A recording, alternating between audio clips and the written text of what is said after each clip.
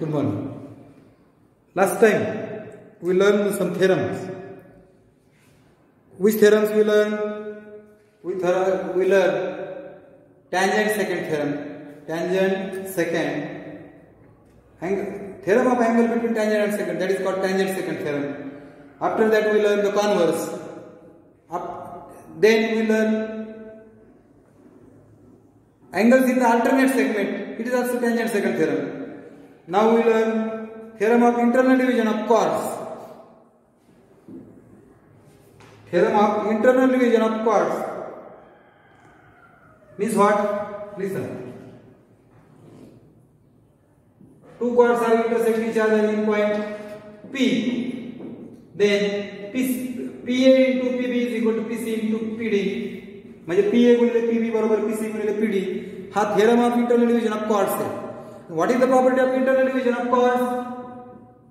Major angle BPD is equal to 1/2 1/2 माप कंस BD plus माप कंस AC. Major arc BD plus major arc AC. It is a property. Suppose we have to find that angle APD is equal to 1/2 major arc AD plus major arc CB. It is a property of two intersecting chords. त्याला आपण म्हणतो internal division of property of internal division of chords. After that we learn property of external division of chords.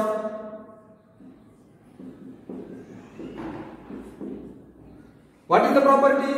Measure of that angle is equal to 1/2 into bracket major arc BD minus major arc AC. हे दोन आहेत ना, त्यांनी जवळच घेतलेले आहेत. दोघांची वजाबाकी बाहेर 1/2 ही झाली property. What is the theorem of external division of property? उड्या मारायच्या. PA into PB and PC into PD.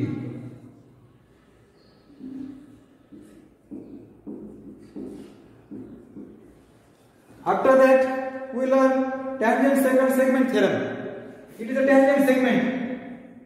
So square of that PT square is equal to उड्या मारायच्या PA into PB. It is called tangent second segment theorem.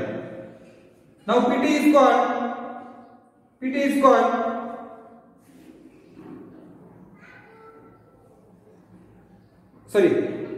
a tangent segment.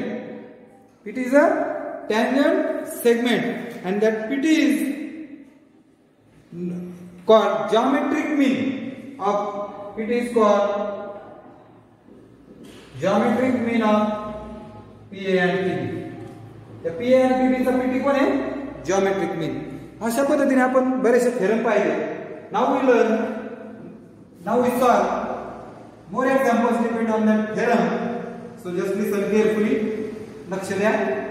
या प्रकरणात खूप मोठं प्रकरण आहे. आता याचे पान नंबर 80 आणि 81 वरची उदाहरण आपण घेणार आहोत प्रामुख्याने. चला पहा. पहिलं गणित आता इतक्याच आपण पाहिलं बघा.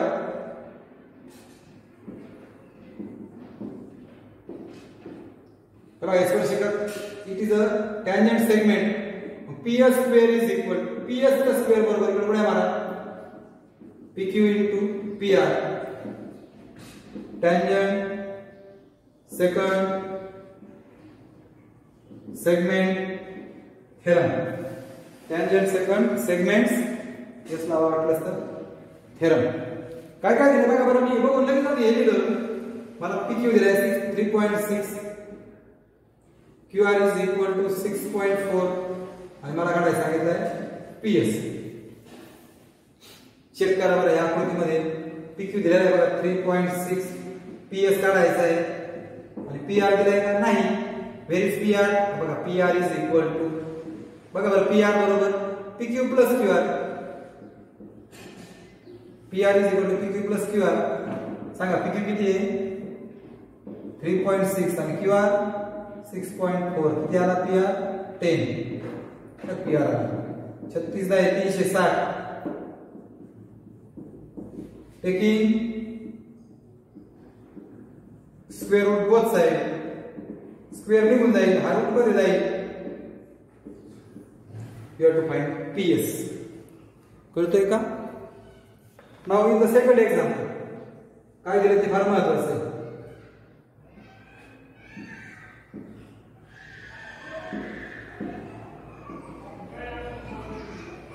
आता हे गणित महत्वाचं आहे, समजून घ्या बरं का. Quad MN and SR intersect each other at point P बरोबर PR6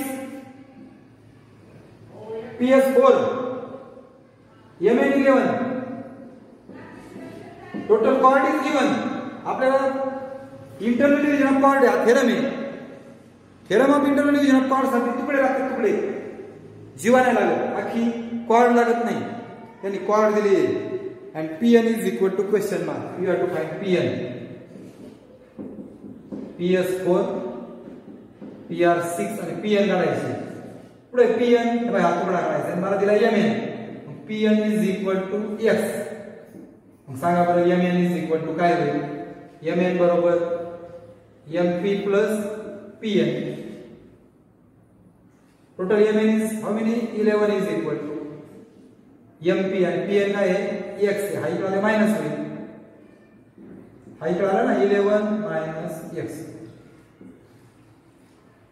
Two chords are intersect each other in the internal division. म्हणजे it is a theorem of internal division of chords. तुकड्यांचा गुणाकार Mp गुणिले Pn बरोबर Pr गुणिले Ps. theorem of internal division of chords. चला Mp किती बघा बरं 11 minus x. Pn किती बघा बरं x. Pr किती बघा बरं 6. Ps किती आहे 4. हा होईल 24. x ने हात गुणा प्रत्येकाला 11x minus x square.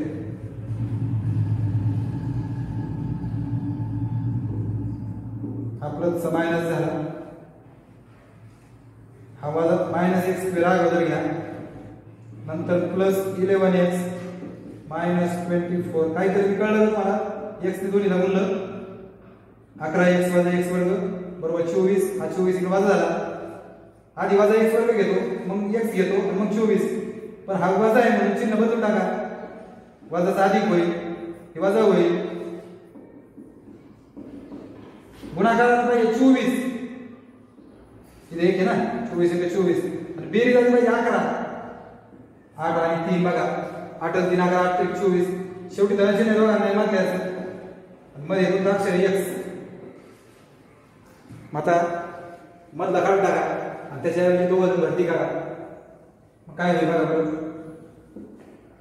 x वर्ग वजा 8x वजा 3x अधिक 24 बरोबर 0. दोघं भरती केली 11च्या ऐवजी पहिल्या दोन कॉमन घ्या, दुसऱ्या दोन कॉमन घ्या. इथे x निघेल x वजा 8 वजा 3 निघेल x वजा 8. x वजा 8 बाहेर येईल, दुसऱ्या कंसात x वजा 3 राहील. पहिला कंस 0 घ्या. हे तुमचं झालेले वर्ग समीकरण प्रकरणामध्ये क्वाड्रेटिक इक्वेशन मध्ये शिकलो आपण. x = x 8 आणि x = 3. x म्हणजे कोण आहे Pn, म्हणजे Pn किती आला 8 आणि Pn किती आला 3. so you have to just find only Pn. if you have to find Mp, so put Mp is equal to 11 minus x and put the value of x. तर तो काय विचार केला नाही. अशा पद्धतीने आपण दुसरं गणित सोडवायचं आहे. तिसरं गणित पहा. Very interesting example, very important example. बोर्डाला हे एकदा विचारलेलं आहे.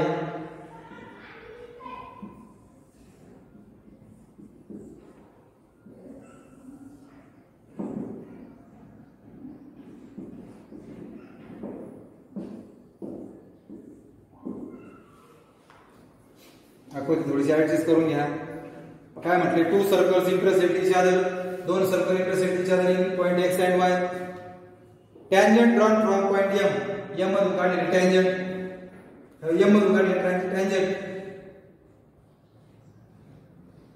ऑन लाइन xy लाइन मधून m मधून काढलेले tangent touch circles at p and q. म्हणजे ही mp टँजंट दिली, mq टँजंट दिली. आता बघा मला काय विचारलं मी बघतच नाही, तर मी काय करतो आधी मला काय दिसतंय ते बघतो. मी फक्त पहिल्या वर्तुळामध्ये इन द फर्स्ट सर्कल कसं काय लिहू शकतो सांगा बरं मला. काय लिहू शकतो मी?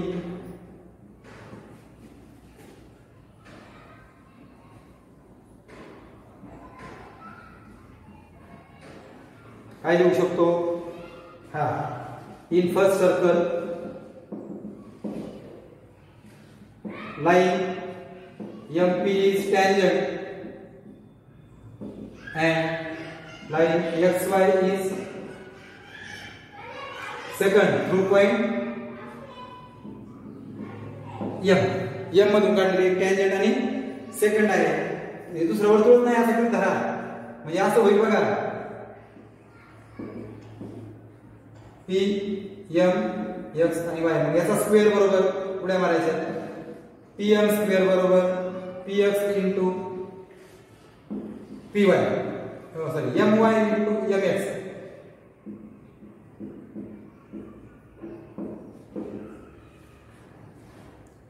Tangent secant segment theorem.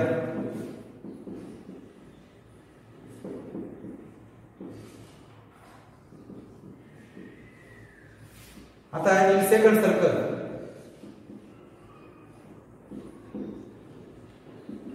line MQ is tangent and line XY is second through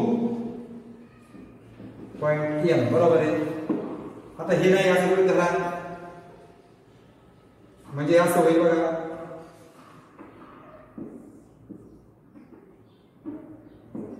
हा XY आणि हा Q आहे.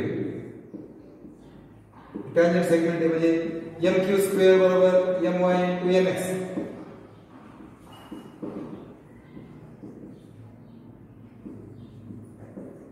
हेच कारण आहे बघा tangent secant segment theorem. Correct. दोघांची RHS सेम आहे बघा. उजवी बाजू सारखी म्हणून डावी बाजू सारखी. PM square is equal to PM म्हणजे MQ हा MP चालतंय त्याला काय. PM आणि MP एकच. MP square is equal to उजवी बाजू सारखी म्हणून MQ square from statement 1 and 2. दोन्ही कडचे स्क्वेअर काढून टाका. MP is equal to MQ from 3 and length of that 2 is, so that's why they are congruent from statement 4. That is the answer. What you have to show? बघा ना तुम्ही segment PM congruent segment QM, segment PM congruent segment QM. That is the answer. It's very simple. Now the example number 4 in page number 81.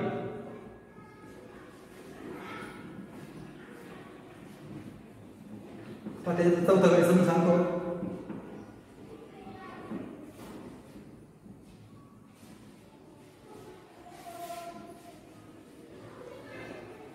बघा चौथा गणित ह्या अशा आकृती आहे. हा सेंटर आहे, हा PQ आहे, परपेंडिक्युलर काढले RS. बघा PQ is diameter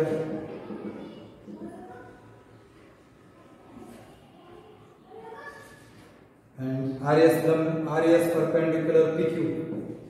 RS is perpendicular PQ. Prove that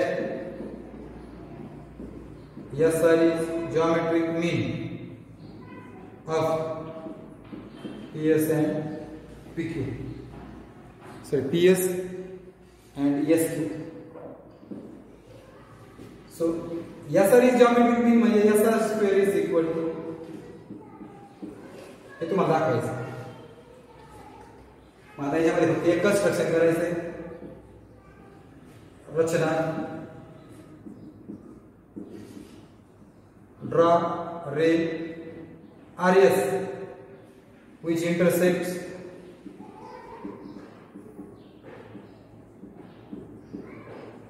circle in point, याला वाढवा, in point T म्हणूया,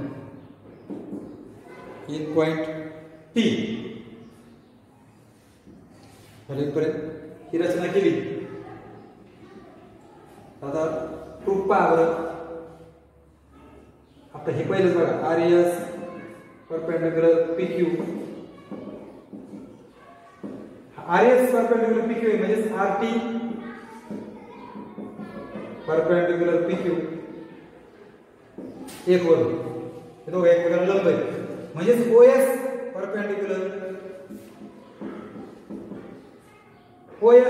परपेंडिक्युलर कॉल RT 2 वरून आणि फिगर वरून बघा आकृतीमध्ये कॉर्ड आहे आणि ही परपेंडिक्युलर ड्रॉन फ्रॉम सेंटर लंब आलं perpendicular drawn from centre of circle to a chord bisect the chord AM is equal to MB कसं RS is equal to ST 1/2 RT perpendicular drawn from center of circle to a chord bisect the chord.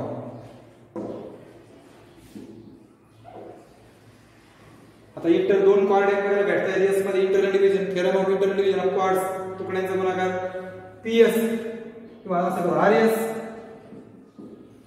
RS into ST is equal to PS into SQ. Theorem of internal division of chords.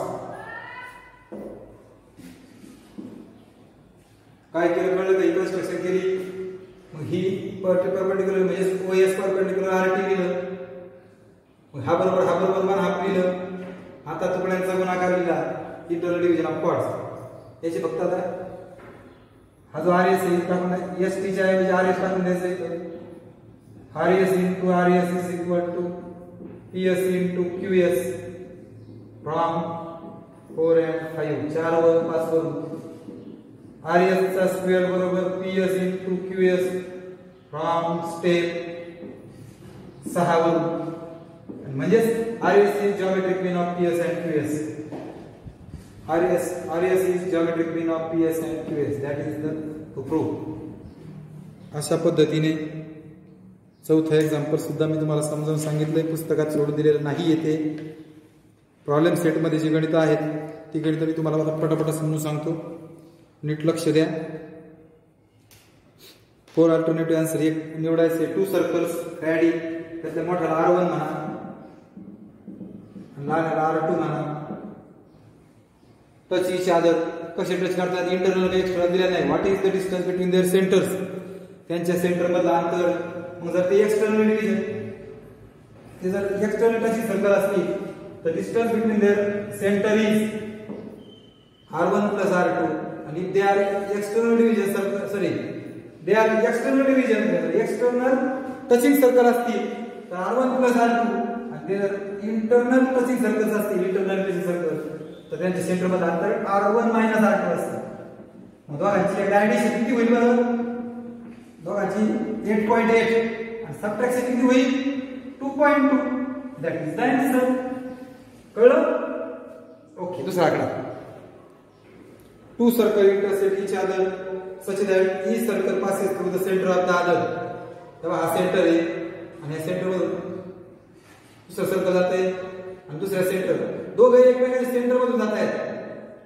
आणि distance between there centre is 12 मला सांगा थोड्या वेळेस circle नाही जसं गृहीत धरलं नाही पहिल्या सर्कलचं ही कोण झाली हे सेंटर आहे आणि पॉइंट आहे रेडियस झाली आणि ह्याचं सुद्धा सेंटर आणि पॉइंट म्हणजे रेडियस झाली दोघांची रेडियस 12 असेल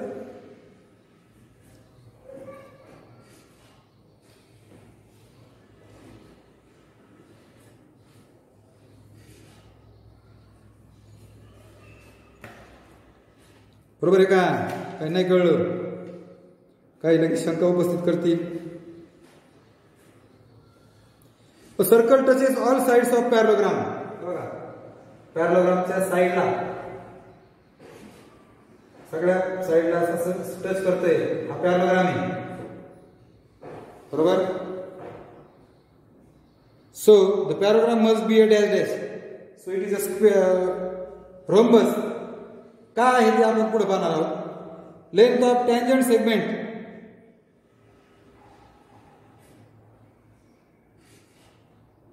length of tangent I think rectangle सुद्धा असू शकतो पण पाहू आपण हे नंतर पाहू length of tangent segment drawn from a point बघा length of tangent segment from a point. चौथं झाले length of tangent segment drawn from a point which is at a distance of 12.5 from the centre.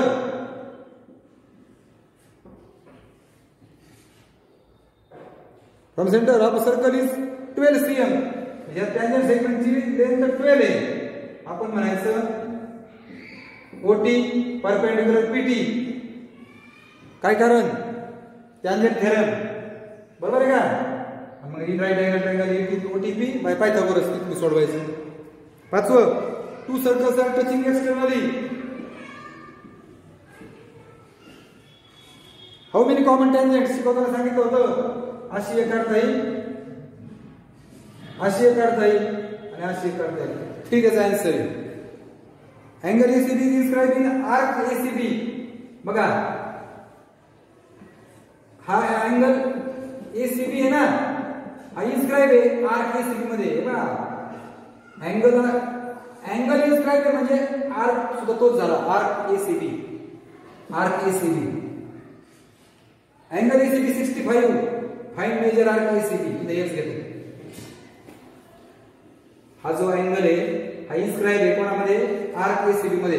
कंस ACB मध्ये तो कोन ACB आणि तुम्हाला कोन दिलाय कंस काढायचा आहे. हा अंतर्लिखित कोन सॉरी इन्स्क्राइब अँगल आहे एसीबी बरोबर 1/2 major arc XB. Inscribe angle theorem भागिले 2 गुणिले होईल 130 आला. कोण आला 130 एक्सबी बरोबर. तुम्हाला काढायचं एसीबी. मेजर आर्क एसीबी बरोबर 360 मायनस मेजर आर्क एक्सबी. 360 वजा 130 म्हणजे किती 230. Chord AB and CD intersect inside the circle. Chord AB and CD intersect point E. Okay. A 5.6, EB 10, C 8. हा विचारला आहे. मग internal division of theorem of internal division of chords सांगा बरं काय बोलले काय बरोबर तुकड्यांचा गुणाकार. A into EB, C into ED, 5.6 into 10, 8 into ED. हा गुणिले 56 म्हणजे 560 होईल. काय गरज नाही जाऊ दे. 56 गुणिले पॉइंट ढकलून द्या. पॉइंट ढकलून दिला 10 काय सर 8साठी 56. त्यानंतर इन अ सायक्लिक क्वाड्रॅटर एबीसीडी. आता सायक्लिक क्वाड्रॅटर काढतो बघा. एक त्याचं नाव एबीसीडी दिलेलं आहे. आकृती काढता आली ना तर हे सगळं सोपं असतं.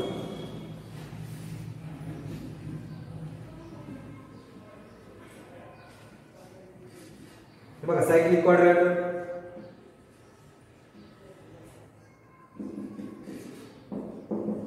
वाचा पुढे. Twice the measure of angle A. Twice the measure angle A is.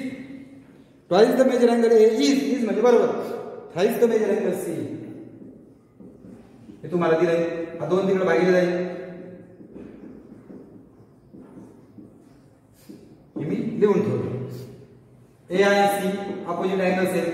तुम्ही म्हणायचं क्वाड्रॅटर एबीसीडी सायक्लिक क्वाड्रॅटर. मग angle A plus angle C is equal to 180 cyclic quadrilateral theorem. Opposite angles of cyclic quadrilateral are supplementary.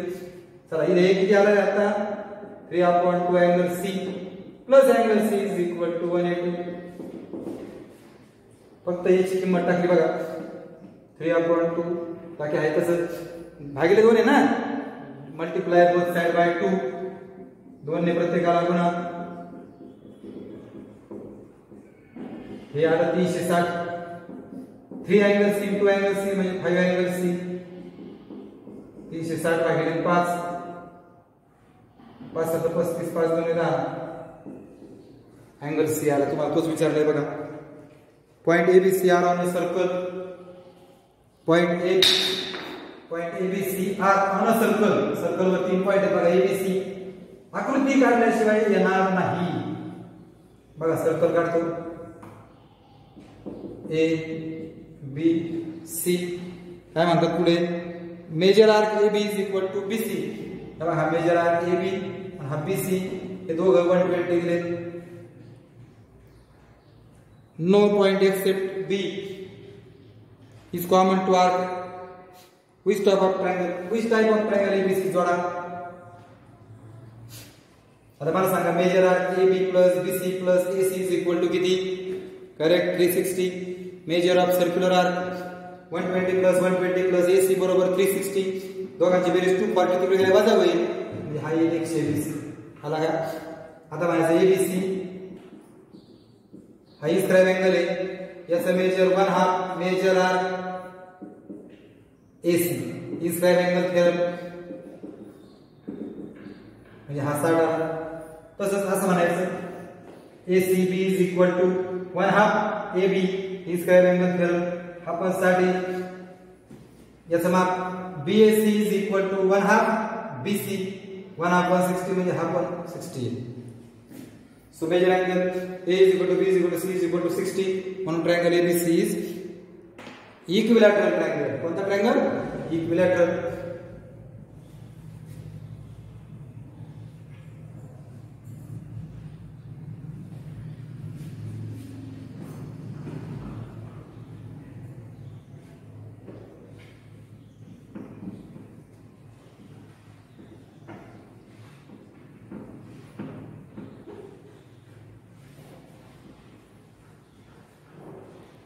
त्यानंतर last segment X Y Z is diameter. X Z is diameter. बघा X Z आहे, diameter म्हणजे centre घ्यायचा समजा. Point Y lies in the interior. So how many of the following statement are true. हा तर मला सांगा बरं, हा आतला अँगल आहे, मी तुम्हाला प्रूव्ह करून दिलेले आहे. बाहेर असेल तर ऍक्यूट असतो, सर्क्युलर असेल तर राईट अँगल असतो, आला असेल तर ऑप्टिव्स असतो. म्हणजे X Y Z is obtuse. बघा पहिला पर्याय, it is not possible that angle X Y Z is acute. नाहीये, म्हणजे खरं आहे वाक्य. X Y Z can't be right angle हे पण बरोबर आहे. X Y Z is obtuse हे पण बरोबर आहे. Can't make a definite statement हे मात्र चुकीचं आहे. आपण करू शकतो हे ऑप्टिव्स आहे म्हणून. त्या ठिकाणी आपण थांबूयात. धन्यवाद.